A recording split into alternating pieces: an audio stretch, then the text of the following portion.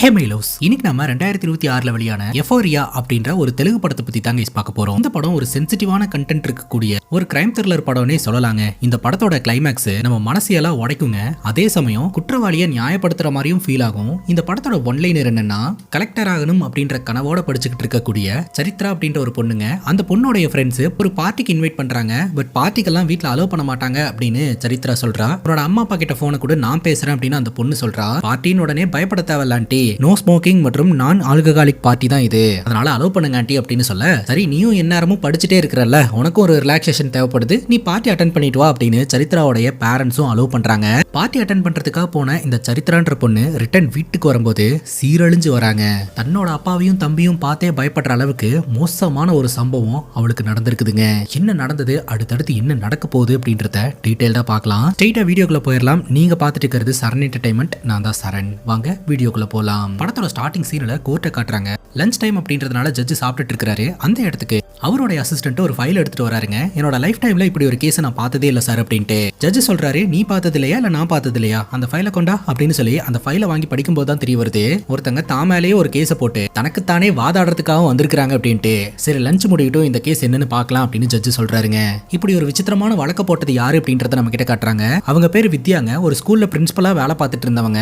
இப்ப பாத்தீங்கன்னா கோர்ட் வாசல் உட்காந்துக்கிட்டு இருக்காங்க. வித்யா நம்ம கிட்ட என்ன சொல்றாங்கன்னா, நான் செஞ்ச தப்புக்கு நான் 4 செவத்துக்குள்ளேயே தண்டனை அனுபவிச்சுக்கிட்டு இருந்தேன், போதும் இதுக்கப்புறம் நான் பப்ளிக்கா என்னோட தப்பு என்ன அப்படின்றத சொல்லி தண்டனை அனுபவிக்கலான்னு இருக்கிறேன் அப்படின்ற மாதிரி சொல்றாங்க. பட் நான் சொல்ல போற விஷயம் கோர்ட் புரிஞ்சுக்குமா இல்லையான்னு எனக்கு தெரியல அப்படின்னு சொல்லிட்டு அங்கிருந்து நடந்து போக ஆரம்பிக்கிறாங்க. அப்ப அந்த கோர்ட் வாசல்ல இருக்கக்கூடிய எல்லோருமே வித்யாவை விசித்திரமா பாக்குறாங்க. ஒருவேளை இந்த லேடி தன்னோட கணவனையும் பையனையும் கொன்னுட்டு இங்க வந்திருக்குமோ. பாக்குற ஒவ்வொருத்தங்களும் ஒரு கருத்தை சொல்லிக்கிட்டு இருப்பாங்க. மீடியால இருக்கிற எல்லோருமே நம்ம வித்யாவை சூழ்ந்து, மேம் என்ன கிரைம் பண்ணிட்டீங்க அப்படின்னு சரண்டர் ஆகிறதுக்காக வந்திருக்கீங்க, என்ன மாதிரியான பெட்டிஷன் போட்டிருக்கீங்க அப்படின்னு கேள்வி மேல கேள்வி கேட்கறாங்க. அங்க கட் பண்ணா ஸ்டார்டிங்ல இருந்து என்ன நடந்தது அப்படின்றத டீடைல்டா நம்ம கிட்ட காட்டுறாங்க. இந்த வித்யா இருக்காங்க இல்லையா, ஒரு ஸ்கூல்ல பாத்தீங்கன்னா முக்கிய பொறுப்புல இருக்கக்கூடிய ஒரு ஆளுங்க. நான் பிரின்சிபல் அப்படின்னே சொல்றேன். அதே ஸ்கூல்ல தான் வித்யாவோட பையனும் படிச்சுக்கிட்டு இருக்கான். வித்யாவோட பையன் பாத்தீங்கன்னா நல்லா படிக்கக்கூடிய ஒரு பையங்க. இன்னைக்கு பாத்தீங்கன்னா எக்ஸாம் நடந்துட்டு இருக்குது. சோ அந்த எக்ஸாம்ல பையன் கலந்துக்கிட்டு நல்லபடியா எக்ஸாம் எல்லாம் முடிக்கிறான். எந்த அளவுக்கு நல்லா படிக்கக்கூடிய பையனும் அந்த அளவுக்கு சேர்க்க சரியில்லாத பையனும் கூடங்க. ஸ்கூலை முடிச்ச உடனே இவனும் இவனோட ஃப்ரெண்ட்ஸும் சேர்ந்துட்டு ஆள் நடமாட்டம் இல்லாத ஏரியாவுக்கு போய் திருட்டு தம் அடிச்சுக்கிட்டு இருப்பானுங்க.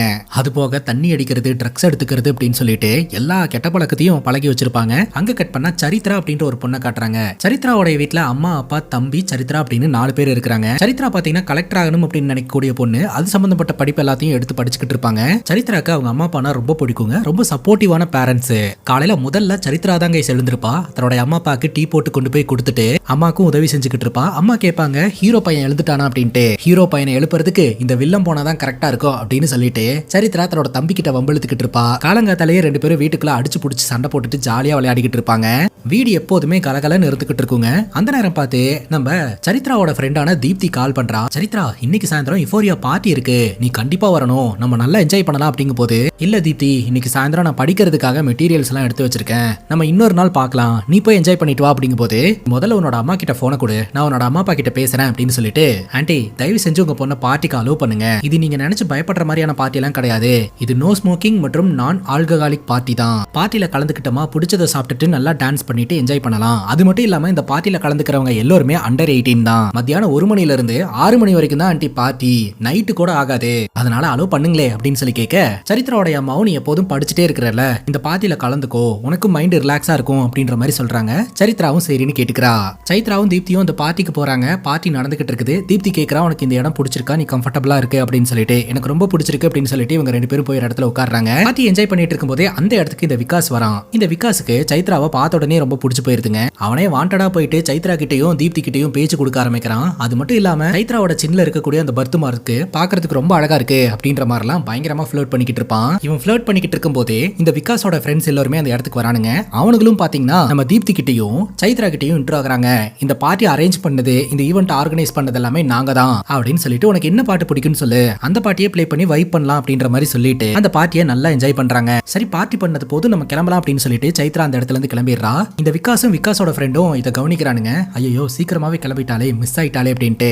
இப்போ நம்ம சைத்ராவை அவங்க அப்பா தான் கைஸ் பிக்கப் பண்ணிட்டு வீட்டுக்கு வராருங்க. அவ காரை விட்டு இறங்கும் போதே இவன் நார்மலாவே இல்ல, ஒரு மாதிரி தள்ளாடிக்கிட்டே விசித்திரமா தான் நடந்து போறா. சைத்ராவோட அப்பா இதெல்லாம் கவனிக்கிறாரு. ஆனா பெருசா எதுவும் கேட்டுக்கல. அதற்கான காரணம் என்னன்னா, இவ பார்ட்டி அட்டென்ட் பண்றதுக்காக போயிருக்கா. 2 மணில இருந்து 6 மணி வரைக்கும் ஃபுல்லா டான்ஸ் ஆடி இருந்திருப்பா. அதனால ரொம்ப டயர்டா இருக்கும் அப்படின்ட்டு ஃப்ரீயா விட்டுறாருங்க. சைத்ரா வீட்டுக்குள்ள நுழையும் போதே தம்பி ஹெட்போன்ல பாட்டை போட்டுக்கிட்டு டான்ஸ் ஆடிக்கிட்டு இருப்பான். சைத்ரா கிட்ட பேசும்போது சைத்ரா எதுவுமே பேசாம ஸ்டெப் ஏறி அவளோட ரூம் நோக்கி நடந்து போயிட்டு இருப்பா. அப்ப அம்மா பாத்தீங்கன்னா ஃப்ரெஷ் அப் ஆயிட்டு சாப்பிடறதுக்கு வா அப்படின்னு சொல்ல, அப்ப சைத்ராவுடைய அப்பா அவங்க அம்மா கிட்ட சொல்லுவாரு, ஃபோர்ஸ் பண்ணாத, அவ பொறுமையா வரட்டும், நீ எல்லாம் எடுத்து வை அப்படின்ற மாதிரி சொல்லுவாருங்க. இந்த ஒரு சூழல்ல சைத்ரா ரூமுக்குள்ள போனா இல்லையா, கதறி கதறி அழுவ ஆரம்பிக்கிறாங்க. அப்பதான் தெரிய வருது இந்த பார்ட்டில வச்சு சைத்ராக்கு என்னவோ ஒன்று நடந்திருக்கு அப்படின்ட்டு. ஷவர் ஆன் பண்ணி விட்டு பாத்ரூம்குள்ளேயே உட்காந்து பயங்கரமா அழுவுறாங்க. அதுக்கப்புறம் குளிச்சுட்டு வந்து பெட்ல படுத்துறா. அந்த நேரம் பார்த்து தீப்தி கிட்ட இருந்து கால் வருது. இந்த விகாஸும் விகாஸோட ஃப்ரெண்ட்ஸும் பாத்தீங்கன்னா ஏதோ ஒரு வீடியோ எடுத்து வச்சிருக்கிறதாவும் அந்த வீடியோவை இன்டர்நெட்ல பப்ளிஷ் பண்ண போறதாவும் பேசிட்டு இருந்தாங்க. அது என்ன ஏது அப்படின்னு சைத்ரா கிட்ட கேட்க சைத்ரா ரொம்ப ஷாக் ஆயிட்டு போனை கட் பண்ணி வாட்ஸ்அப்ல பார்த்தா இந்த விகாஸும் விகாஸோட ஃப்ரெண்ட்ஸும் காருக்குள்ள வச்சு சைத்ராவை ஒன் பை ஒன்னா பாலியல் வன்புணர்வு பண்ணி இருந்திருக்கானுங்க. அத வீடியோவும் எடுத்து வச்சிருக்கானுங்க. அந்த வீடியோ பார்த்து இவன் மிரண்டு போயிடுறா. அங்க கட் பண்ண இந்த பசங்களை காட்டுறாங்க. சோ இந்த பசங்களுக்குள்ளேயே சண்டை போட்டுக்கிறானுங்க. இந்த சம்பவத்தை பண்ண வீடியோவை எதுக்காடா நீ இன்டர்நெட்ல அப்லோட் பண்ண அப்படின்னு ஒருத்தன் இன்னொருத்தனை பிடிச்சி அடிச்சுக்கிட்டு இருக்கான். அதனால வர கான்சிக்வன்ஸ் பத்தி எல்லாம் யோசிச்சு பாத்தியா, அதுல என்னோட முகம் இருக்குடா, என்னோட முகம் மட்டும் இந்த உலகத்துக்கு தெரிஞ்சுனா என்ன ஆகுறது அப்படின்ற மாதிரி கேட்க, அவனோட முகம் தெரியாத மாதிரி தான் இருக்குது அப்படின்ற மாதிரி இன்னொரு பையன் சொல்றான். சரி என்னோட முகம் தெரியல, அந்த பொண்ணோட முகம் தெரிஞ்சுனா வச்சு கூட பிரச்சனை ஆகிறதுக்கு வாய்ப்பு இருக்குல்ல அப்படிங்கும்போது உங்க ரெண்டு பேரோட முகமும் தெரியாத மாதிரி கட் பண்ணி தான் அப்லோட் பண்ணிருக்கேன் அப்படின்ற மாதிரி அவன் சொல்றான். இந்த மாதிரி ஒரு விஷயத்த பண்ணதே ஒரு கொடிய தப்பு. அதை வீடியோ எடுத்து அதை எடிட் பண்ணி அப்லோட் பண்ற அளவுக்கு அவங்களுக்கு தைரியம் இருக்குது பாருங்க. முதல்ல இந்த வீடியோவை டெலிட் பண்ணி போனை தூக்கி வீசுங்கடா, இந்த விஷயம் எல்லாம் என்னோட பேரண்ட்ஸ்க்கு தெரிஞ்சுனா பெரிய பிரச்சனை ஆயிரும் அப்படின்னு சொல்லிட்டு ஒவ்வொருத்தனும் பம்ப ஆரம்பிக்கிறானுங்க. கொஞ்ச நாள் நம்ம எல்லாருமே தலைமறைவா இருக்கிறது தான் கரெக்ட் அப்படின்னு சொல்லிட்டு ஒவ்வொருத்தனும் ஒவ்வொரு இடத்துக்கு போய் மறைஞ்சிடறானுங்க. இப்ப சைத்ராவை அவங்க அம்மா சாப்பிடறதுக்கு வர சொல்றாங்க. சைத்ராவும் மாடியில இருந்து இறங்கி வரா. எப்போதுமே ஆக்டிவா இருக்கக்கூடிய ஒரு பொண்ணு தான் சைத்ரா. ஆனா இவ ஒரு மாதிரி டல்லாவே இருக்கிறாளே அப்படின்னு சொல்லிட்டு டைனிங் டேபிள்ல வந்து உட்கார்ந்த உடனே தம்பி என்ன காச்சு ஏங்கா ஒரு மாதிரி இருக்கிற அப்படின்னு கேட்க இவ பயங்கரமா கத்த ஆரம்பிச்சிடறா. என்ன தொடாத, என் பக்கத்துல வராத அப்படின்னு சொல்லிட்டு. இவளுக்கு என்னாச்சு, தம்பி கிட்ட போய் இப்படி கோவத்தை காமிச்சுக்கிட்டு இருக்கிற அப்படின்னு சொல்லிட்டு சைத்ராவோட அப்பா உனக்கு என்னமாச்சு, ஏமா இப்படி கோவப்படுற அப்படின்னு கிட்ட வந்தா அவங்க அப்பாவையும் கண்டபடி கத்துறா. அவங்க அப்பாவையும் தம்பியும் கிட்டையே நெருங்க விட மாட்டேன்றா. இவளுக்கு இன்னமும் நடந்திருக்குது, இப்ப இங்க இருக்கிறது நம்ம புள்ளையே கிடையாது அப்படின்றத சரித்ராவோட அம்மா அப்பா உணர்றாங்க. அப்பா சொல்றாரு நீ தனியா கூட்டிட்டு போய் அவகிட்ட பேசு அப்படின்னு சொல்லிட்டு. இப்ப சரித்ராவோட அம்மா பாத்தீங்கன்னா சரித்ராவை தனியா கூட்டிட்டு போய் என்னமாச்சு ஏமா இப்படி பிஹேவ் பண்ற அப்படின்னு கேட்கும்போது என்ன நடந்ததுன்னா அப்படின்னு சொல்லி அழுதுகிட்டே இருக்கிறா. என்னமா நடந்தது அப்படின்னு கேட்கும்போது அப்பதாங்க விஷயமே தெரிய வருது. சரித்ரா பாத்தீங்கன்னா பார்ட்டி பண்ணது போதும் அப்படின்னு சொல்லிட்டு பார்ட்டியை முடிச்சுட்டு இவ வெளியில வந்துருவா. பார்ட்டிக்கு போகும்போதே சொல்லிட்டா நான் ஈவினிங் அங்க வெயிட் பண்ணிட்டு இருக்கிறேன்ப்பா, நீங்க வந்து என்ன பிக் பண்ணிக்கோங்க அப்படின்னு சொல்லிட்டு. பார்ட்டி முடிச்சுட்டு வெளியில வந்தவ அவங்க அப்பாக்கு ஃபோன் பண்ணலாம் அப்படின்னு சொல்லிட்டு போனை எடுப்பா. அந்த நேரம் பார்த்து ஒரு ரெட் கலர் ஆடி கார்ல இந்த விகாஸும் விகாஸோட ஃப்ரெண்ட்ஸும் வருவானுங்க. அந்த கார்ல மொத்தம் 4 பேர் இருப்பானுங்க. விகாஸ் பாத்தீங்கன்னா நம்ம சரித்ரா கிட்ட பேச்சு கொடுக்க ஆரம்பிப்பான். ஹாய் இங்க என்ன பண்ணிட்டு இருக்க அப்படின்னு சொல்லிட்டு. இல்ல என்னோட அப்பா பிக் பண்றதுக்காக வருவாரு, அதனால தான் வெயிட் பண்ணிட்டு இருக்கேன் அப்படிங்கும் போது பார்ட்டி முடியறதுக்கு 2 மணி நேரத்துக்கு முன்னாடியே வெளியில வந்துட்ட, உனக்கு என்னாச்சு பார்ட்டி பிடிக்கலையா, வைப் எல்லாம் செட் ஆகலையா அப்படின்ற மாதிரி கேட்க அப்படியெல்லாம் ஒண்ணு கிடையாது அப்படின்ற மாதிரி சரித்ரா சொல்றா. சரி இங்க கூட வா, நாங்க பேக்கரி வரைக்கும் போறோம், ஒரு சின்ன குயிக் ரைடு தான், போன உடனே வந்துடலாம், என் ஃப்ரெண்டுக்கு பர்த்டே, பேக்கரியில வச்சு தான் பர்த்டே பார்ட்டி அரேஞ்ச் பண்ணிருக்கோம், நீ வா உனக்கு ட்ரீட் வைக்கணும்னு நாங்க நினைக்கிறோம் அப்படின்ற மாதிரி சொல்ல. இல்ல பரவாயில்ல அப்பா வந்துருவாரு அப்படின்னு சொல்ல. நீ வரலனா அவன் ஹர்ட் ஆயிருவான் அப்படின்ற மாதிரி சொல்ல. சரி நான் வரேன் அப்படின்னு சொல்லிட்டு இவ கார்ல ஏறிப்பா. சோ இவங்க எல்லாருமே பாத்தீங்கன்னா கார்ல டிராவல் பண்றாங்க. நேரா ஒரு பேக்கரிக்கு போறாங்க. அந்த பேக்கரியில போயிட்டு கேக்கு அது இதுன்னு வாங்குறாங்க. சோ வாங்கிட்டு அந்த கேக்குக்குள்ள இவங்க போதை பொருளை எல்லாம் மிக்ஸ் பண்ணிடுறாங்க போலங்க. அதுக்கப்புறம் வெளியில வந்து சைத்ரா கிட்ட இந்த கார்ல பெட்ரோல் இல்ல வேற வண்டி இருக்குது, அந்த வண்டியில போலாம் அப்படின்னு சொல்லிட்டு அந்த வண்டியை எடுத்துட்டு ஒருத்தன் வந்திருக்கான். இப்போ மொத்தம் 5 பேரு. அந்த வண்டி பாத்தீங்கன்னா கவர்மெண்ட் வெஹிக்கிளுங்க. அந்த கவர்மெண்ட் வெஹிக்கிள்ல 5 பசங்க இந்த சைத்ரா அப்படின்னு சொல்லிட்டு டிராவல் பண்ண ஆரம்பிக்கிறாங்க. அப்படி டிராவல் பண்ணும்போது விகாஸ் தொட்டு தொட்டு பேச ஆரம்பிக்கிறான். இதெல்லாம் எனக்கு பிடிக்கல, என்னை இறக்கி விடு, நான் போறேன் அப்படின்ற மாதிரி சொல்ல. அதெல்லாம் ஒண்ணு இல்ல அப்படின்னு சொல்லிட்டு தொடர்ந்து அட்வான்டேஜ் எடுக்கிறதுக்கு முயற்சி பண்ண ஆரம்பிக்கிறான். இவன் நோ சொல்றா. ஒரு கட்டத்துக்கு மேல இவனுங்க அத்துமீறானுங்க அப்படின்னு சொல்லி சைத்ராக்கு தெரிஞ்சு போச்சு. அதனால அந்த விண்டோவை தட்டி ஹெல்ப்னு கத்துறா. ஆனா மெயின் ரோட்ல யாருக்குமே இந்த காருக்குள்ள நடக்கிறது எதுவுமே தெரியலங்க. அதுவும் இல்லாம இது கவர்மெண்ட் வண்டி அப்படின்றதுனால யாரும் பெருசா இதை கேர் பண்ணிக்கல. உடனடியா ஆள் நடமாட்டம் இல்லாத ஒரு இடத்துக்கு இந்த காரை எடுத்துட்டு போறானுங்க. அந்த காருக்குள்ள வச்சு 1 by 1 சரித்ராவை பாலியல் வன்புணர்வு பண்ணி இருந்திருக்கானுங்க. அதை வீடியோவும் எடுத்திருந்திருக்கானுங்க. அதுக்கப்புறம் இந்த பார்ட்டி நடந்துட்டு இருந்துச்சு இல்லையா, அந்த இடத்துக்கே கொண்டாந்து இறக்கி விட்டுட்டு இவனுக்கு பாட்டுக்கு கிளம்பிட்டானுங்க. அதுக்கப்புறம் தான் சரித்ராவோட அப்பா அந்த இடத்துக்கு வந்திருக்காரு. அதுக்கப்புறம் இவ சைலண்டா கார்ல ஏறி வீட்டுக்கு வந்திருக்கா. இதை கேட்கவும் நம்ம சரித்ராவோட அம்மா அடிவயிறெல்லாம் கலங்குதுங்க. வெளியில வந்து சரித்ராவோட அப்பா கிட்ட ஒருத்தன் இல்ல 2 பேர் இல்ல 5 நாய்ங்க இந்த மாதிரி பண்ணிருக்கு அப்படின்னு சொல்லிட்டு தலையில கை வச்சு அழுவ ஆரம்பிக்கிறாங்க. சரித்ராவோட அப்பாக்கு தூக்கி வாரி போட்டுருதுங்க. அப்ப சரித்ராவோட தம்பி தான் அவங்க அம்மா அப்பாவை சமாதானப்படுத்துறதுக்கு முயற்சி பண்ணுவான். அம்மா சொல்லுவாங்க உடனடியா டாக்டர் கிட்ட போலாம் அப்படின்னு சொல்லிட்டு. உடனே சரித்ராவோட அப்பா டாக்டருக்கு போன் பண்றதுக்காக போன் எடுப்பாருங்க. அப்ப டோர் ஓபன் பண்ணிட்டு சரித்ரா வெளியில வருவா. டாக்டர் கிட்ட போறதுக்கு முன்னாடி முதல்ல போலீஸ் கிட்ட போலாம் அப்படின்ட்டு. அம்மா ரொம்ப ஷாக் ஆவாங்க. இது போலீஸ் ஸ்டேஷனா, இதுக்குமா போலீஸ் ஸ்டேஷனுக்கெல்லாம், அங்க போனா எல்லா இன்ஃபர்மேஷனும் வெளியில வந்துருமேமா அப்படின்ற மாதிரி சொல்ல. அதுக்கு நம்ம சரித்ரா சொல்றா, இன்ஸ்டன்ட்ல என்னோட தப்பு என்ன இருக்கு, நண்பர்கள் அப்படின்னு நம்பிதானே அவனோட வண்டியில பதவியில ஏறினேன், நம்பிக்கை துரோகம் செஞ்சது அவனுங்க, நான் ஏன் பயப்படணும், நான் கம்ப்ளைண்ட் கொடுக்கறதுக்கு ரெடியா இருக்கிறேன், என்ன போலீஸ் ஸ்டேஷனுக்கு கூட்டு போங்க அப்படின்னு சரித்ரா தைரியமா சொல்லுவா. சரித்ரா கேட்ட மாதிரியே ஒரு போலீஸ் ஆபீசர் கிட்ட கூட்டிட்டு போறாங்க. அந்த போலீஸ் ஆபீசர் பாத்தீங்கன்னா சரித்ரா கிட்ட பேசும்போது சரித்ரா எதுவுமே சொல்ல மாட்டேன்றா. அவளுக்கு ரொம்ப கஷ்டமா இருக்குது. ஏன்னா அங்க இருக்கிறது ஒரு ஆண் போலீஸ் ஆபீசர். சரித்ரா கிட்ட அந்த போலீஸ் ஆபீசர் சொல்றாரு, நீ பயப்படாதமா, என்ன நடந்ததுன்னு என்கிட்ட சொல்லு, குற்றவாளிங்க யாரு அப்படின்னு என்கிட்ட சொல்லு, நான் பாரபட்சமே பார்க்காம யாரா இருந்தாலும் சரி நான் அரெஸ்ட் பண்றேன் அப்படின்ற மாதிரி சொல்றாரு. ஆனா சரித்ரா சொல்ல முடியாம தயங்குறாங்க. இதை இந்த போலீஸ் ஆபீசர் புரிஞ்சுக்கிறாரு. சரித்ராவுடைய அம்மா அப்பா கிட்ட நடந்த இன்சிடென்ட்டை நினைச்சு அவ ரொம்பவே மனதளவுல பாதிக்கப்பட்டிருக்கிறா. நான் வெல்னஸ் சென்டர் மாதிரி ஒரு இடத்துக்கு அனுப்பி வைக்கிறேன். அங்க லேடிஸ் எல்லாம் இருப்பாங்க, டாக்டர்ஸ் இருப்பாங்க. அவங்க சரித்ராவை கம்ஃபர்ட் ஜோன்ல வச்சு விசாரிப்பாங்க. சோ அதன் மூலமா சரித்ரா ஓபன் அப் ஆகிறதுக்கு வாய்ப்பு இருக்குது, அங்க கூட்டிட்டு போங்க அப்படின்ற மாதிரி சொல்றாருங்க. இவர் ரெக்கமெண்ட் பண்ண அந்த வெல்னஸ் சென்டருக்கு சரித்ராவை பேரண்ட்ஸ் கூட்டிட்டு போறாங்க. சரித்ராவோட ஹிஸ்டரியை தெரிஞ்சுக்கிட்டு அங்க இருக்கிறவங்க சரித்ராவை கொஞ்சம் மோட்டிவேட் பண்ணி பேசுற மாதிரி பேசுறாங்க. சரித்ரா பாத்தீங்கன்னா கலெக்டர் ஆகணும் அப்படின்ற வெறியில படிச்சுக்கிட்டு இருக்காங்க இல்லையா. இந்த ஜெனரேஷன் இந்த அளவுக்கு ஹார்ட் ஒர்க் பண்றது ரொம்ப சந்தோஷமா இருக்குது. புது ஜெனரேஷன் கலெக்டர்ஸ் வரதெல்லாம் வந்து ரொம்ப நல்லா இருக்கும் அப்படின்ற மாதிரி பேசுறாங்க. சோ இதனால பாத்தீங்கன்னா கொஞ்சம் சரித்ரா கம்ஃபர்ட் ஜோனுக்குள்ள வர ஆரம்பிக்கிறா. அதுக்கப்புறம் கொஞ்சம் கொஞ்சமா கேட்க ஆரம்பிக்கிறாங்க. சரித்ரா கம்ப்ளீட்டா ஓபன் அப் ஆயிடுறா. ஸ்டார்டிங்ல இருந்து என்ன நடந்ததோ எல்லாத்தையும் டீடைல்டா எக்ஸ்பிளைன் பண்ணிடுறா. அதை தொடர்ந்து போலீஸ்காரங்க பாத்தீங்கன்னா கிரைம் நடந்ததா சொல்லப்பட்ட இடங்களுக்கெல்லாம் போய் விசாரணை பண்ண ஆரம்பிக்கிறாங்க. சிசிடிவி கேமரா செக் பண்றாங்க. சோ அந்த கேமரால ஃபுட்டேஜஸ் எல்லாம் தெளிவா இருக்குது. அதே சமயம் ஆள் நடமாட்டம் இல்லாத ஒரு இடத்துல கொண்டு போய் அந்த கவர்மெண்ட் வண்டியை பார்க் பண்ணிட்டு அந்த காருக்குள்ள வச்சு தானே இந்த சம்பவத்தை பண்ணானுங்க. ஒன் பை ஒன்னா பாலியல் துன்புறுத்தல் செய்யும் போது மத்தவனுங்க வெளியில நின்று தம் அடிச்சுக்கிட்டு இருந்திருப்பானுங்க. அது மட்டும் இல்லாம பேக்கரியில வாங்கிட்டு போனா அந்த கேக் பாக்ஸ் அங்க இருக்கும். சோ அதுல இருந்து எல்லா டீடைல்ஸுமே பாத்தீங்கன்னா போலீஸ்காரங்க கலெக்ட் பண்றாங்க. சரித்ராவை மெடிக்கல் எக்ஸாமின் பண்றாங்க, ஃபேக்ட் செக் பண்ணி பாக்குறாங்க. சோ அதெல்லாம் செக் பண்ணி பார்த்ததன் மூலமா சரித்ரா சொல்றது உண்மை அப்படின்னு தெரிய வருது. இந்த சம்பவத்துல ஈடுபட்ட அந்த பசங்களை எல்லாத்தையும் டார்கெட் பண்ணி எங்க ஒளிஞ்சிருந்தாலும் பரவாயில்லன்னு சொல்லிட்டு வலை விரிச்சு தேடி போலீஸ்காரங்க எல்லாருமே அரெஸ்ட் பண்றாங்க. இப்ப ஜெயதேவ் அப்படின்ற ஒரு போலீஸ் ஆபீசரோட தலைமையில பிரஸ் மீட் ஒன்னு ஏற்பாடு பண்றாங்க. அந்த இடத்துக்கு வந்த மீடியாக்காரங்கெல்லாம் ஜெயதேவ் அப்படின்ற போலீஸ் ஆபீசர் கிட்ட ஏகப்பட்ட கேள்விகளை சரமாரியா வைக்கிறாங்க. அந்த கேள்விகள் எல்லாம் இவர் முழுசா உள்வாங்கிக்கிறாரு. சோ எல்லாருமே பாத்தீங்கன்னா போலீஸ்காரங்களை திட்டுற மாதிரி தான் வந்து கேள்வி கேட்கறாங்க. இப்படி சிட்டில ஒரு பொண்ணுக்கு பாதுகாப்பே கிடையாது, நீங்க என்ன வேலை பாக்குறீங்க அப்படின்ற மாதிரி தான் கேள்வி கேட்கறாங்க. எல்லா கொஸ்டினையும் உள்வாங்கிட்டு இவர் ஒரு இன்சிடென்ட்டை எக்ஸ்பிளைன் பண்றாருங்க. கொஞ்ச நாளைக்கு முன்னாடி ஒரு 5 பசங்க ஸ்கூலை பங்க் பண்ணிட்டு கார் எடுத்துட்டு நேரா பப்புக்கு போறானுங்க. ஸ்கூல் யூனிஃபார்மோட பப்புக்குள்ள போனா கண்டிப்பா அலோவ் பண்ண மாட்டாங்க. கரெக்டா யூனிஃபார்ம் கழட்டி வச்சுட்டு இவனுங்க கலர் ட்ரெஸ் போட்டுக்கிட்டு அந்த பப்புல போறானுங்க. நல்லா குடிக்கிறானுங்க, ஆட்டம் பாட்டம்னு என்ஜாய் பண்றானுங்க. குடி போதையிலேயே காரை எடுத்துட்டு அந்த பப்பை விட்டு கிளம்புறானுங்க. மக்கள் அதிகமா புழங்கக்கூடிய மெயின் ரோட்ல இவனுங்க குடி போதையில கார் ஓட்டிட்டு வந்துட்டு இருக்கானுங்க. ஆப்போசிட் லேன்ல பாத்தீங்கன்னா ஒரு குடும்பம் ஒரு சின்ன குழந்தைய வச்சுக்கிட்டு ஜாலியா பேசிட்டு சிரிச்சுக்கிட்டு நிம்மதியா பொறுமையா காரை ஓட்டிட்டு வந்துகிட்டு இருக்காங்க. இந்த பசங்க இருக்கானுங்க இல்லையா, போதைய போட்டு போய் ஆக்சிடென்ட் பண்ணிடுறானுங்க. அப்படி ஆக்சிடென்ட் பண்ணதுல இவனுங்களுடைய காரும் சரி அவங்களுடைய காரும் சரி அப்செட் ஆயிருது. அப்படி அப்செட் ஆகும் போது அந்த உடஞ்ச கார் பாகங்களுக்குள்ள இருந்து எப்படியோ அந்த 5 பசங்களும் தப்பிச்சு வெளியில வந்துடுறானுங்க. ஆனா அந்த குடும்பத்துல பாதி பேர் இறந்து போயிட்டாங்க. அந்த சின்ன குழந்தை முத கொண்டு இறந்து போயிருது. இந்த விபத்துக்கு காரணம் யாரு அப்படின்னு சொல்லி நம்ம பார்த்தோம்னா இந்த 5 பசங்க தான். கரெக்டா அவங்களுடைய வயசு என்ன அப்படின்னு பார்த்தா 17 வயசு. 17 வயசுல காரை ஓட்டுறதுக்கு யார் அலோவ் பண்ணுது? 17 வயசுல குடிச்சுக்கிட்டு வண்டி ஓட்டிட்டு வந்திருக்கானுங்க. 17 வயசுலயே குடிச்சிட்டு சுத்துற அளவுக்கு வளர்த்து வச்சிருக்கிறது யாரு? அவங்களுடைய பேரண்ட்ஸ். இந்த குற்றத்திற்கு அந்த 5 பசங்க மட்டும் காரணம் கிடையாது, சர்க்கம்ஸ்டன்ஸும் தான் காரணம் அப்படின்னு சொல்லிட்டு மொத்த பழியும் கொண்டாந்து போலீஸ்காரங்க மேல போடாதீங்க. பேரண்ட்ஸும் அவங்க பசங்களை கொஞ்சம் கண்காணிப்போட வளர்க்கணும். அப்படி கண்காணிப்போட வளர்த்தாலே இந்த 18 வயசுக்கு கீழே இருக்கக்கூடிய மைனர் பசங்க பண்ற குற்றத்தை எல்லாத்தையும் நம்ம ஈஸியா தடுத்துட முடியும். இப்ப இந்த பிரச்சனையில இந்த பசங்களாம் அரெஸ்ட் ஆகுறானுங்க. கொஞ்ச நாள்லயே இவனுங்க மைனரு அப்படின்னு சொல்லிட்டு ரிலீஸ் ஆகி வெளியில வந்துருவானுங்க. யாருக்கு லாஸ்? உறவினர்களை இழந்த அந்த குடும்பத்துக்கு தானே லாஸ்.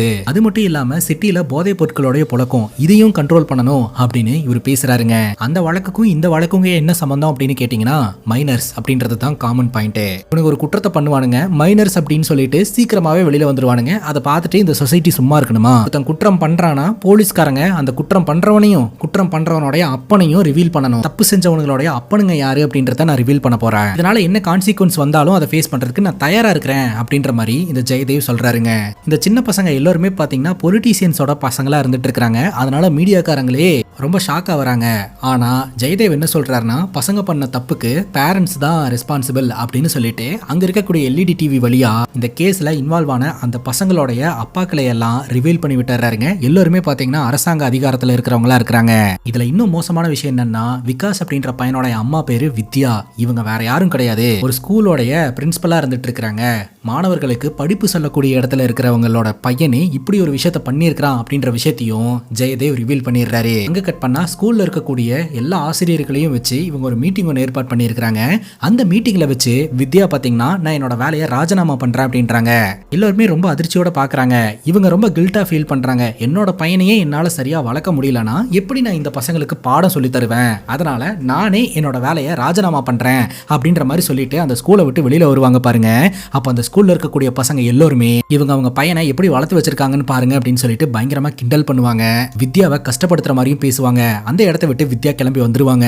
இப்ப வீட்டுக்கு வந்த உடனே வித்யாவுக்கும் வித்யாவோட கணவருக்கும் பயங்கரமா சண்டை. நீ இப்படி பண்ணிருக்கவே கூடாது, எதுக்காக இப்படி பண்ண, இதனால மேலும் மேலும் நம்ம மானம் தான் போயிட்டு இருக்கு அப்படின்ட்டு வித்யா சொல்றாங்க. நம்ம பையன் சின்ன சின்ன தப்ப செய்யும் போதே நான் கண்டிச்சேன், ஆனா நீங்க அதை என்கரேஜ் பண்ணிட்டு இருந்தீங்க, அதனாலதான் அது இவ்வளவு தூரம் வந்திருக்கு.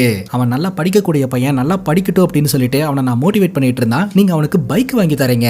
லைசென்ஸே எடுக்க முடியாத வயசுல அவனுக்கு எதுக்கு பைக்? இப்ப அந்த பைக்கை எடுத்துட்டு தானே அந்த பசங்க கூட போய் சுத்தினா இப்போ ஒரு பொண்ணை ஹராஸ் பண்ணிட்டு வந்திருக்கான் அப்படின்னு இவங்க சைட்ல இருந்து சொல்றாங்க. கணவர் என்ன சொல்றாரு அப்படின்னா, ஏன் தப்பு மட்டும் கிடையாது, ஓன் தப்புன்னு தான். அவன் பையனை நல்லா படிக்க வச்சு ஸ்கூலோட டாப் 10 லிஸ்ட்ல வர வச்சிரணும் அப்படின்னு முயற்சி பண்ணேன். அது மட்டும் இல்லாம இந்த ஸ்கூலை நம்பர் 1 பொசிஷன்ல கொண்டு வரணும்னு சொல்லிட்டு அதுக்காகவே ஹார்ட் ஒர்க் பண்ணிட்டு இருந்தேன். என்னைக்குமே அவன் பையன் கிட்ட சரியா நீ டைம் ஸ்பெண்ட் பண்ணதே கிடையாது. அவன் என்ன பண்றான், அவனுக்கு என்ன வேணும்னு எதையுமே நீ கேட்டது கிடையாது. உன்னை பொறுத்த வரைக்கும் விகாஸ் ஸ்கூலோட டாப் 10 பொசிஷன்ல வரணும்னு நினைச்ச, ஆனா இப்போ A1 பொசிஷன்ல வந்து நின்று இருக்கிறான் அப்படின்னு ரெண்டு பேரும் ஆர்குமெண்ட் பண்றாங்க. அந்த ஆர்குமெண்டோட முடிவுல நம்ம வித்யாவோட கணவர் சொல்றாரு, நான் பையனை காப்பாத்தலான்னு இருக்கிறேன், தயவு செஞ்சு கோஆபரேட் பண்ணு அப்படிங்கும் போது இது கோஆபரேட் பண்றதா, அவன் செஞ்ச காரியத்துக்கு நான் சாவர மனநிலையில இருக்கிறேன் அப்படின்ற மாதிரி சொல்றாங்க.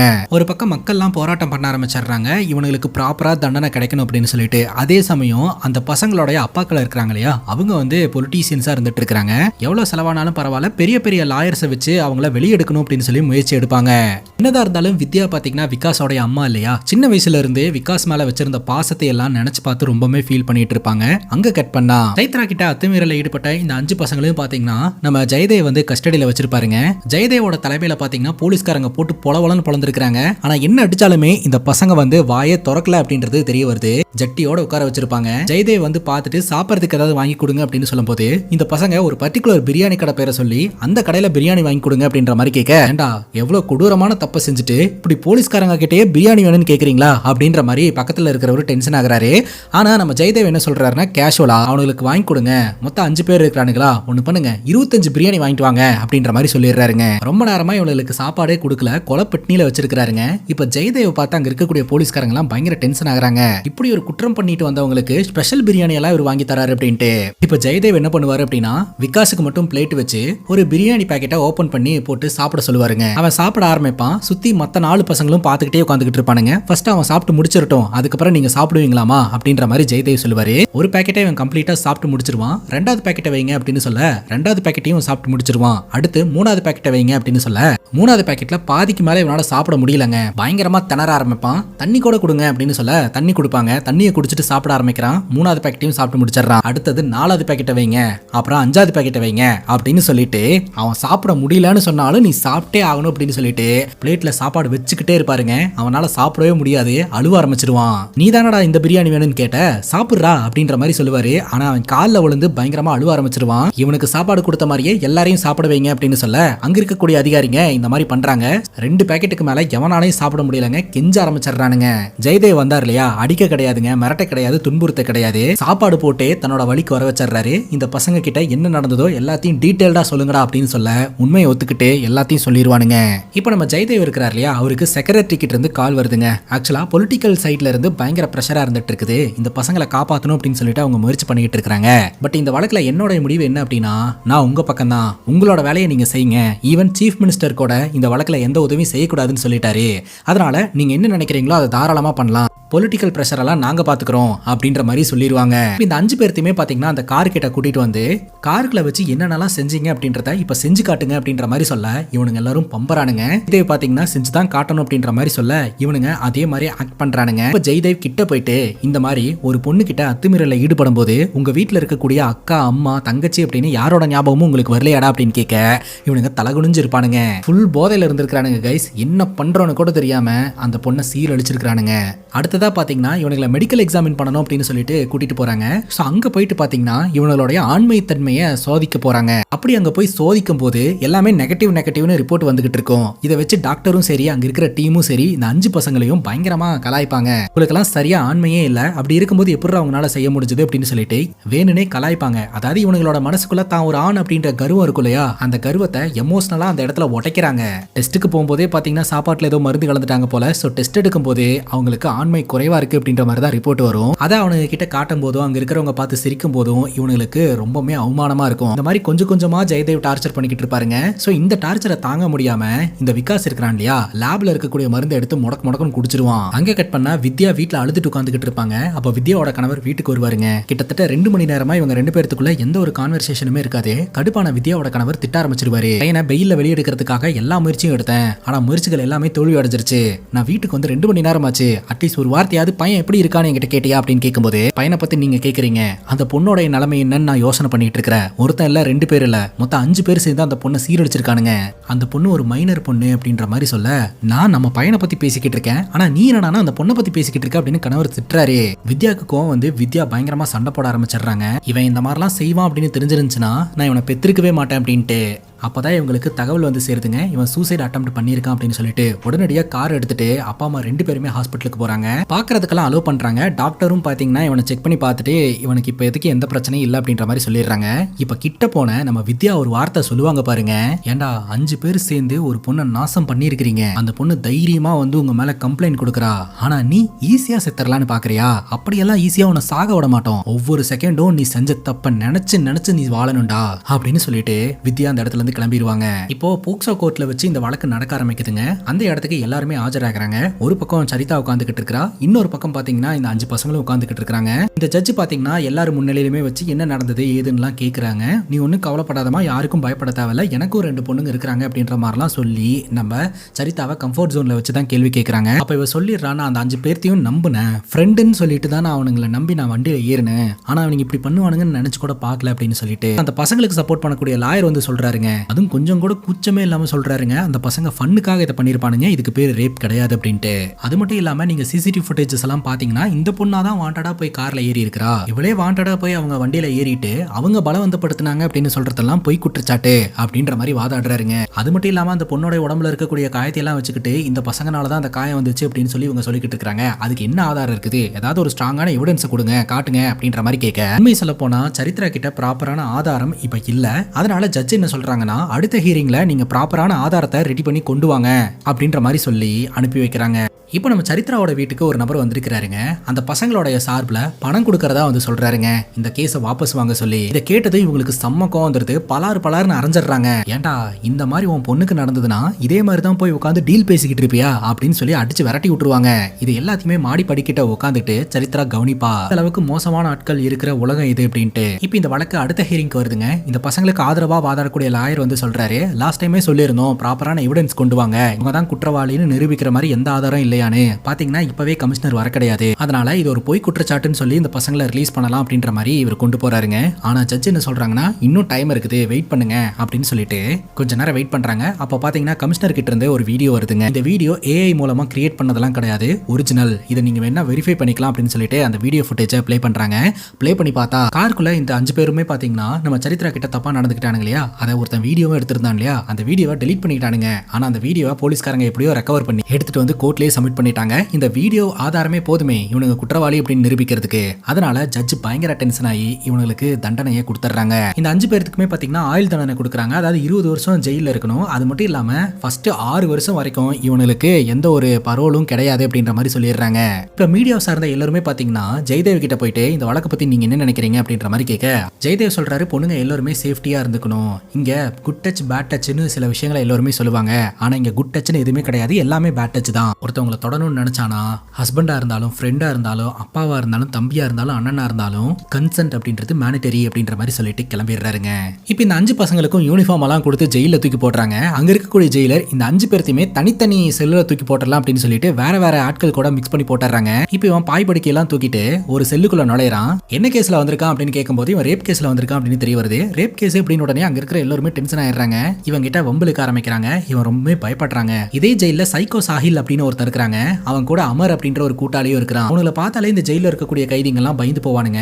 இந்த சைக்கோ சாஹில் என்ன பண்றான் அப்படின்னா, விகாஸ் குளிக்கிறதுக்காக போகும்போது அவன் மேல யூரின் போயிடுறாங்க. என்னடா ஜெயில ஹாட் வாட்டர் வரும்னு பாத்தியா, இதுதான் ஹாட் வாட்டர் குளி அப்படின்ற மாதிரி பயங்கரமா வம்பளுக்க ஆரம்பிப்பான். இந்த சைக்கோ சாஹிலோடைய சைக்கோ சீரிஸ் ஸ்டார்ட் ஆயிடுச்சு அப்படின்னு சொல்லிட்டு இவனை பயங்கரமா டார்ச்சர் பண்ணிக்கிட்டே இருப்பாங்க. அதே மாதிரி ஒரு நாள் செல்லுல வச்சு அடி அடின்னு அடிக்கும் போது இந்த விகாஸ் பயங்கர டென்ஷன் ஆயிடுறான். எவ்வளவு தாண்டா என்ன டார்ச்சர் பண்ணுவேன் அப்படின்னு சொல்லிட்டு திருப்பி அடிக்க ஆரம்பிச்சிடுறாங்க. இவன் திருப்பி அடிச்சதுல இந்த சைக்கோ சாஹில்னால திருப்பி அடிக்க முடியல. கரெக்டா போலீஸ்காரங்களும் வந்து விலக்கி விட்டு போயிருவாங்க. இப்போ அந்த செல்லுக்குள்ள இருக்கக்கூடிய மத்த கைதிகளா இருக்காங்க இல்லையா, அவங்க எல்லாம் இந்த விகாஸை பார்த்து பயப்பட ஆரம்பிக்கிறாங்க. இது வரைக்கும் செல்லுலயே இந்த சைக்கோ சாஹில் தான் கெத்து அப்படின்னு நாங்க நினைச்சுக்கிட்டு இருந்தோம். ஆனா அவனையே ஒருத்தன் அடிச்சிட்டானா அப்ப இவன் தாண்டா கெத்து அப்படின்ற மாதிரி இவனுக்கு பார்க்க ஆரம்பிச்சிடுறானுங்க. அதுக்கப்புறம் அந்த ஜெயில என்னென்னலாம் நடந்திருக்கும் அப்படின்னு நமக்கே தெரியும். கரெக்டா அந்த ஜெயில இவனோட கை ஓங்கப்பட்டு அந்த ஜெயிலுக்குள்ள இவன் ஒரு டானா வளர ஆரம்பிக்கிறாங்க. இங்க கட் பண்ணா இப்ப பிரசன்ட் சிச்சுவேஷன். இந்த சம்பவம் எல்லாம் நடந்த 6 வருஷத்துக்கு அப்புறம் நம்ம வித்யா இருக்காங்க இல்லையா, கோர்ட்ல வந்து கேஸ் கொடுத்துருக்காங்க. கோர்ட் வாசல்ல நடந்து வந்துகிட்டு இருக்கும் போதே அந்த ஒரு கேவலமான பையனை பெத்த அம்மா இந்த அம்மா தான் அப்படின்ற மாதிரிலாம் பேச ஆரம்பிக்கிறாங்க. பேசிக்கா வித்யா இருக்காங்க இல்லையா, தன்னோட பையனை ஒரு 3 மாசம் பரோல்ல வெளியெடுக்கணும் அப்படின்னு நினைக்கிறாங்க. ஏன்னா கிட்டத்தட்ட 6 வருஷம் இவன் ஜெயில இருந்திருக்கான் இல்லையா, ஜெயில் வாழ்க்கை என்ன அப்படின்றத உணர்ந்திருப்பான். அதே சமயம் அவன் நல்லா படிக்கக்கூடிய ஒரு பையன். ஒரு 3 மாசம் அவனை பரோல்ல வெளியெடுத்து அவனை நல்லா படிக்க வச்சு ஒரு நல்ல மனுஷனா மாத்தலாம் அப்படின்னு சொல்லி இந்த வித்யா நினைக்கிறாங்க. இது சரி தவறு அப்படின்ற விஷயத்துக்கு நடுவுல நடக்கக்கூடிய விஷயம். நான் என்னோட முயற்சியை கொடுக்க போறேன், என்ன நடக்குது அப்படின்றத அப்படின்னு சொல்லிட்டு இந்த ஜெயிலரை மீட் பண்ணி இவங்க டாக்குமெண்ட்ஸ் எல்லாம் சப்மிட் பண்றாங்க. ஜெயிலர் சொல்றாரு 6 வருஷமா அவன் ஜெயில இருக்கிறான். 6 வருஷத்துல இதுதான் முறையா அவனுக்காக நீங்க வந்து நிக்கிறீங்க. 3 மாசம் அவனை வெளியில கூட்டிட்டு போறதுக்கு அலோவ் பண்ணிருக்காங்க. ஆனா இவன் ஜெயிலுக்குள்ள வரும்போது ஒரு பையனா இருந்தான் இல்லையா, அந்த பையனா இப்ப இல்ல மேடம், கொஞ்சம் கவனமா இருங்க அப்படின்னு சொல்லி அனுப்பி வைக்கிறாங்க. இப்ப விகாஸ ஜெயில இருந்து வெளியே அனுப்புறாங்க. ஆனா விகாஸ் பாத்தீங்கன்னா அவங்க அம்மாவை சுத்தமா கண்டுக்க கூட மாட்டான். அவன் பாக்குறதுக்கு அப்படி ரவுடி மாதிரி இருப்பாங்க. அவன் பாட்டுக்கு கார்ல வந்து உட்காந்துப்பான். இப்போ நம்ம வித்யா கார் ஓட்டிட்டு வந்துகிட்டு இருக்கும் போதே நம்ம கிட்ட ஒரு விஷயத்த தெளிவுபடுத்துறாங்க. அதாவது வித்யா பாத்தீங்கன்னா உயரதிகாரியை மீட் பண்றதுக்காக போவாங்க. ஒரு நியூஸ் பேப்பர் ஆர்டிக்கலை காட்டுவாங்க. இதே மாதிரி பீகார்ல ஒருத்தன் குற்றம் செஞ்சுட்டு ஜெயிலுக்கு போயிருந்திருக்காங்க. ஒரு பக்கம் ஜெயில் தண்டனை அனுபவிச்சுக்கிட்டே அவனோட ஸ்டடீஸையும் ஃபோக்கஸ் பண்ணிட்டு இருந்திருக்கான். எக்ஸாம்ஸ் எல்லாம் கூட அட்டன் பண்ணி இருந்திருக்கான். அவனோட தண்டனை காலம் முடிஞ்சு வெளியில வரும்போது அவங்க கிட்ட ப்ராப்பரான சர்டிபிகேட்ஸ் இருக்குங்க. அந்த சர்டிபிகேட்ஸை வச்சு அவன் கெரியரை ஸ்டார்ட் பண்ணிக்கலாம். அதே மாதிரி தாங்க என் பையனும் நல்லா படிக்கக்கூடிய ஒரு பையன். படிக்கிறதுக்காக ஒரு 3 மாசம் நான் வெளியில எடுக்கலாம் இருக்கிறேன். அவனை நல்லா படிக்க வச்சு ஒரு நல்ல மனுஷனா மாத்தி அவனுக்கான ஒரு கெரியரை நான் செட் பண்ணலான்னு இருக்கிறேன் அப்படின்ற மாதிரி தான் இவங்க போய் ரிக்வெஸ்ட் கொடுத்திருந்திருப்பாங்க. டிபார்ட்மெண்ட்டும் பாத்தீங்கன்னா கன்சிடர் பண்ணி 3 மாசம் இவனுக்கு ரிலீஃபும் கொடுத்திருந்திருக்காங்க. கார்ல வந்துகிட்டு இருக்கும் போதே சிக்னல்ல இருந்து திடீர்னு இறங்கி ஓடிடுறாங்க. எங்க ஓடுறான் அப்படின்னு சொல்லிட்டு வித்யா வண்டியை போட்டுட்டு இவனை துரத்திட்டு வர ஆரம்பிக்கிறாங்க. பார்த்தா எங்க போனா என்ன கிடைக்கும் அப்படின்றது எல்லாத்தையுமே ஜெயிலுக்குள்ள இருந்தே தெரிஞ்சு வச்சிருக்கான். பார்த்தா ஒரு குரூப் இந்த ட்ரக்ஸ் எல்லாம் எடுத்துட்டு இருக்காங்க. அந்த குரூப் கூட ஜாயின் பண்ணி ட்ரக் எடுத்துட்டு மட்டையாகி கிடக்குறாங்க. என் பையனுக்கு என்னாச்சுன்னு சொல்லிட்டு அங்க போய் வித்யா பயங்கரமா கதறாங்க. அவனை எழுப்பி விட்டா எழுந்திருக்கவே மாட்டேன்றான். அதுக்கப்புறம் அவனை அந்த இடத்துல இருந்து கஷ்டப்பட்டு வீட்டுக்கு எடுத்துட்டு வருவாங்க. நல்லா படிக்க வைக்கலாம், எக்ஸாம்ஸ் எழுத வைக்கலாம், இந்த சொசைட்டில இவனை நல்ல மனுஷனா மாத்தலாம் அப்படின்ற ஒரு எண்ணத்துல தான் வித்யா இவனை வெளியில கொண்டு வந்திருப்பாங்க. ஆனா வந்த உடனே இவனோட ஆட்டத்தை ஆரம்பிச்சிட்டாங்க. பையனை வீட்டுக்கு கூட்டு வரும்போது சுத்தி இருக்கக்கூடிய ஆளுங்கள்லாம் இவங்களை கேவலமா பாக்குறாங்க. அப்ப வித்யாவோட கணவர் சண்டைக்கு வராருங்க. அப்ப வித்யா சொல்றாங்க, இவனை நான் கஷ்டப்பட்டு வெளியில கொண்டு வந்திருக்கிறேன், இவனோட ரெஸ்பான்சிபிலிட்டி நான் எடுத்துக்கிறேன், நீங்க தலையிடாதீங்க அப்படின்னு சொல்லிட்டு இவங்க 2 பேருக்குள்ள சண்டை வருதுங்க. இவனால எனக்கு அவமானம் தான் அப்படின்னு சொல்லிட்டு நம்ம வித்யாவோட கணவரும் பிரிஞ்சு போயிடுறாரு. வித்யா பாத்தீங்கன்னா சரி இவனை கொஞ்சம் கொஞ்சமா நம்ம சரி பண்ணலாம் அப்படின்னு சொல்லிட்டு அதற்கான முயற்சிகளை ஈடுபடுவாங்க. அடுத்த நாள் காலையில பாத்தீங்கன்னா ரொம்ப நேரம் ஆகியுமே அவன் ரூம் ஓபன் பண்ணிட்டு வெளியில வந்திருக்கவே மாட்டான். வித்யா பாத்தீங்கன்னா போய் ரூம் ஓபன் பண்ணி பார்த்தா இவங்களுக்கு பயங்கர அதிர்ச்சிங்க. விகாஸ் இருக்கான் இல்லையா, ரூமுக்கே ஒரு பொண்ணை கூட்டிட்டு வந்து அந்த பொண்ணு கூட தூங்கிட்டு இருப்பான். கடுப்பான வித்யா ஒரு பக்கெட்ல தண்ணி எடுத்துட்டு வந்து மேலேயே ஊத்தி விட்டுருவாங்க. அந்த பொண்ணை அடிச்சு விரட்டி விட்டுருவாங்க. அதுக்கப்புறம் இவங்க கோச்சிங் கிளாஸ் வச்சிருப்பாங்க இல்லையா, அந்த கோச்சிங் கிளாஸுக்கு விகாஸை கூட்டிட்டு போறாங்க. பார்த்தா அங்க இருக்கக்கூடிய மாணவர்களையும் கெடுக்கிற மாதிரி தான் இவன் பேசுவான். அங்க இருக்கக்கூடிய புத்தகத்துக்கெல்லாம் தீய வச்சு கொளுத்தி விட்டுருவான். பையன் முன்ன மாதிரி இல்ல அப்படின்றது நம்ம வித்யாக்கு தெளிவா தெரியுதுங்க. சுத்தமா படிப்புல இன்ட்ரெஸ்டே காட்ட மாட்டேன்றான். ஜெயிலுக்குள்ள இருக்கும் போதே பாத்தீங்கன்னா இந்த விகாஸுக்கு எல்லா சொகுசும் கிடைச்சிருக்கும் போல. இப்ப வெளியில வந்ததுக்கு அப்புறம் சொல்லவே தேவையில்ல, பயங்கரமா ட்ரக்ஸ் எடுக்க ஆரம்பிச்சிருக்கான். இன்னும் நிறைய பேருக்கு கூட பழக்க வழக்கம் எல்லாம் வச்சுக்கிட்டு நிறைய விஷயங்களை பண்ணிக்கிட்டு இருப்பான். அதே சமயம் ஜெயதேவ் இருக்கிறார் இல்லையா, போலீஸ் ஆபீசர், அவரு பாத்தீங்கன்னா அண்டர் கவர் ஆபரேஷன்ல ஈடுபட்டு இருப்பாரு. அதாவது இந்த ட்ரக் மாஃபியா இருக்காங்க இல்லையா, அவங்களை எல்லாம் பிடிக்கிறதுக்கான ஸ்பெஷல் ஆபரேஷன்ல ஈடுபட்டு அவங்களை எல்லாம் பிடிச்சிக்கிட்டு இருப்பாருங்க. அந்த குரூப் கூட தான் இவனும் சுத்திக்கிட்டு இருப்பான் போலங்க.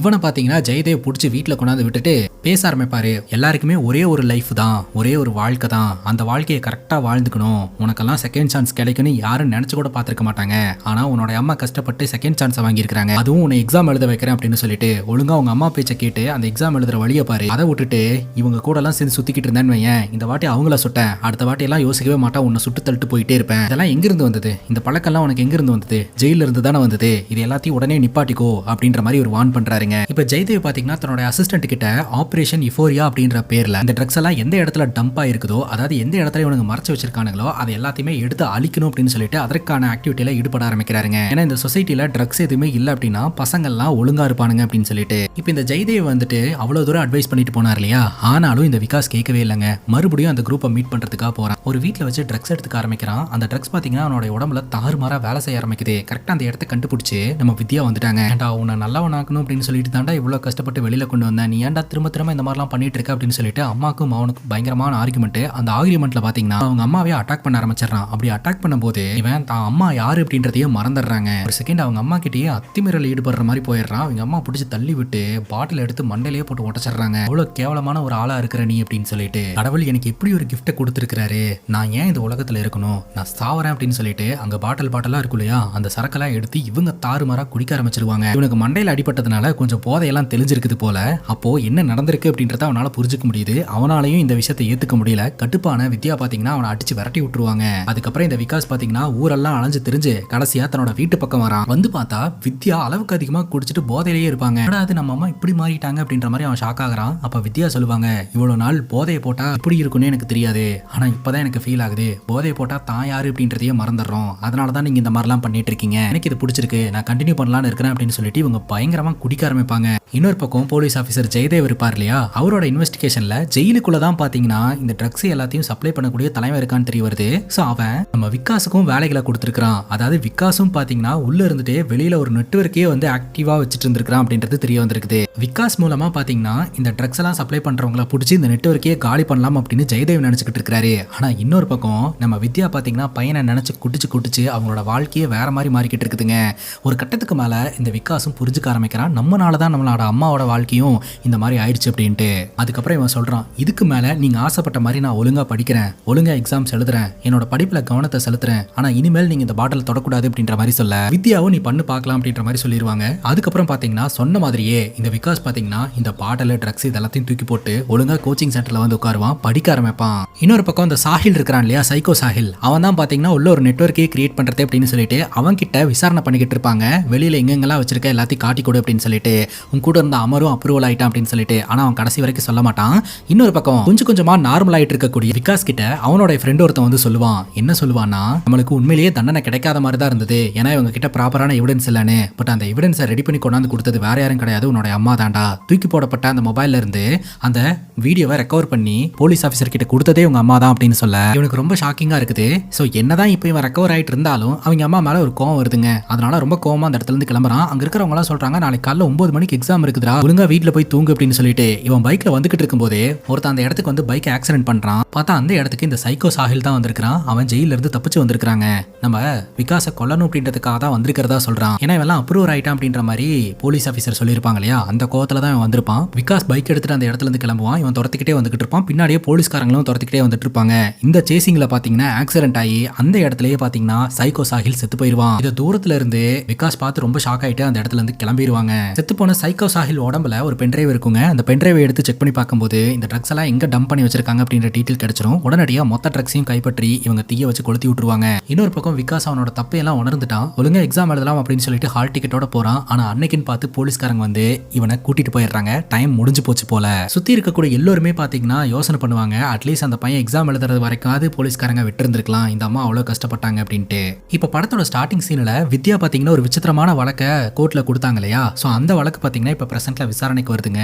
என்ன ரீசனுக்காக உங்களை நீங்களே தண்டிச்சுக்கணும்னு உங்க மேல கேஸ் போட்டிருக்கீங்க அப்படின்னு கேட்கும்போது, ஒரு பேட் ரூட் தான் ஒரு பேட் ஃப்ரூட்டை உருவாக்குது. நான் சரியா அவனை வளர்த்திருந்தேன்னா அவன் இப்போ இந்த மாதிரி இருந்திருக்க மாட்டான். ஸோ அவனுக்கு கொடுத்த பனிஷ்மெண்ட்ல எனக்கும் பங்கு வேணும், ஏன்னா நான் அவனை சரியா வளர்க்கல அப்படின்றது தான் அதுக்கு காரணம், எனக்கு தண்டனை கொடுங்க அப்படின்ற மாதிரி ஜட்ஜு கிட்ட வித்யா கேட்டுட்டு இருப்பாங்க. ஜட்ஜும் பாத்தீங்கன்னா இவங்களோட சிச்சுவேஷனை புரிஞ்சுக்கிட்டு அட்வைஸ் பண்றாருங்க. அங்க கட் பண்ணா பரோல் முடிஞ்சு இவனை ஜெயிலுக்கு கூட்டிட்டு போயிட்டு இருந்தாங்க இல்லையா, போற வழியில ஜெயதேவ் வந்து தடுக்கிறாரு, லெட்டரை கொண்டாந்து கொடுக்குறாரு. அந்த லெட்டர்ல பாத்தீங்கன்னா இன்னொரு 2 வாரத்துக்கு பரோலை எக்ஸ்டெண்ட் பண்ணிருக்காங்க. எனக்கு 2வது வாய்ப்பு கிடைச்சிருக்குது. சோ அந்த எக்ஸாம் மட்டும் எழுதுனானா என்னோட லைஃப் மாறதுக்கு வாய்ப்பு இருக்கு, உங்க பையனை போய் எழுத சொல்லுங்க அப்படின்ற மாதிரி ஜெயதேவ் சொல்றாரு. இது இதையெல்லாம் கேட்ட விகாஸ் ரொம்ப டென்ஷன் ஆயிடுறான். ஏன்னா இப்போ விகாஸ் வந்து திருந்திட்டான். என்ன மாதிரி ஒரு ஆளுக்கு செகண்ட் சான்ஸே கொடுக்க கூடாதுங்க, நியாயமாக பார்த்தா என்னை சுட்டு தள்ளணும், என்னை தயவு செஞ்சு கொன்றுங்க, எனக்கு செகண்ட் சான்ஸ் எல்லாம் கொடுக்காதீங்க அப்படின்ற மாதிரி சொல்றான். இந்த ஜெயதேவ் சொல்றாரு, ஆமா நீ சொல்றது உண்மைதான், உன்ன மாதிரி ஒரு ஆளுக்கு செகண்ட் சான்ஸ் எல்லாம் கிடைக்கவே கூடாது, ஆனா உனக்கு கிடைச்சிருக்குது. என்னதான் கஷ்டப்பட்டாலும் இந்த சொசைட்டி இனிமேலும் உனக்கு கேவலமா தான் பார்க்கும். ஏன்னா அந்த அளவுக்கு நீ ஒரு தப்பு பண்ணி வச்சிருக்கிற. பட் உன்னோட அம்மா எந்த அளவுக்கு கஷ்டப்பட்டு இருக்காங்க, இவ்வளவு தூரம் கொண்டு இருக்காங்கன்னு நினைச்சுப்பாரு. அவங்களுக்காகவாது இந்த சான்ஸை பயன்படுத்தி கொஞ்சம் மாறதுக்கு ட்ரை பண்ணு அப்படின்ற மாதிரி சொல்லிட்டு அவர் அந்த இடத்துல கிளம்பிடுறாரு. இப்போ இந்த விகாஸ் எக்ஸாம் எல்லாம் எழுதணும் அப்படின்னு சொன்னா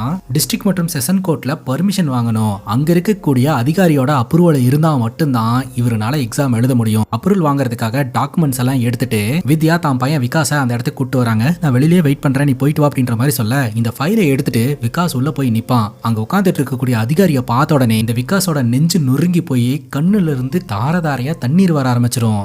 ஏன்னா ஆப்போசிட்ல உட்காந்துக்கிட்டு இருக்கக்கூடிய அதிகாரி வேற யாரும் கிடையாது, நம்ம சரித்ரா தான். எங்க அம்மா என்னோட வாழ்க்கைக்கு செகண்ட் சான்ஸ் வாங்கி தரணும் அப்படின்னு இவ்வளோ தூரம் கஷ்டப்பட்டு கூட்டிட்டு வந்துட்டாங்க. இதுக்கப்புறம் கண்டிப்பா நமக்கு செகண்ட் சான்ஸே கிடையாது, மறுபடியும் ஜெயிலுக்கு போக வேண்டியதான் அப்படின்னு சொல்லிட்டு அழுதுகிட்டே நின்னுக்கிட்டு இருப்பான். ஒரு வார்த்தை பேச மாட்டான். சரிதாவும் இவனை பார்ப்பாங்க, இவங்களுக்கும் அதிர்ச்சியா இருக்கும். அப்ப சரிதாவோட அசிஸ்டன்ட் ஃபைல் எடுத்துட்டு வந்து சரிதா கிட்ட இவனோட ஹிஸ்டரியை பத்தி சொல்லுவாங்க. இந்த மாதிரியான ஒரு கேஸ்ல தான் இவன் உள்ள போயிருந்திருக்கான், இவனுக்கு செகண்ட் சான்ஸ் எல்லாம் கொடுக்கலாமா வேணாமான்னு யோசிச்சுக்கோங்க அப்படின்ட்டு. தப்பு செஞ்சது இந்த பசங்க அப்படின்னு சொல்லிட்டு இவங்களோட ஐடென்டிட்டி எல்லாம் வெளியில சொல்லிட்டாங்க. ஆனா விக்டமோட ஐடென்டிட்டியை வந்து யாருமே வெளியிடல. அதனால பாதிக்கப்பட்டது சரிதா தான் அப்படின்னு யாருக்குமே தெரியாது. அதனால தான் அசிஸ்டன்ட்டுக்கும் தெரியல. அசிஸ்டன்ட் பாத்தீங்கன்னா இப்பேற்பட்ட ஒரு ஆளுக்கு வாய்ப்பு தரணுமான்னு யோசிச்சுக்கோங்க அப்படின்ற மாதிரி சொல்லுவாங்க. சரிதா இப்ப என்ன முடிவு எடுக்க போறாங்கன்னு தெரியலங்க. விகாஸ் அழுதுகிட்டே நின்னுக்கிட்டு இருப்பான். அப்ப சரிதா பாத்தீங்கன்னா அந்த ஃபைலை ஓபன் பண்ணி கொஸ்டின் கேட்க ஆரம்பிப்பாங்க. உண்மையிலேயே இவனுக்கு டேலண்ட் இருக்கா, உண்மையிலேயே இவனுக்கு டேலண்ட் இருக்கு, படிப்பு மேல ஆர்வம் இருக்குன்னா நம்ம ஏதாவது பண்ண முடியுமான்னு பார்க்கலாம்னு சொல்லிட்டு அடுத்தடுத்த கொஸ்டின்ஸை வச்சுக்கிட்டே இருப்பாங்க. அந்த கொஸ்டின்ஸ்க்கெல்லாம் இவன் அழுதுகிட்டே பதில் சொல்லிக்கிட்டு இருப்பான். கரெக்டா தான் பதில் சொல்லுவான், சின்ன சின்ன மிஸ்டேக்ஸோட.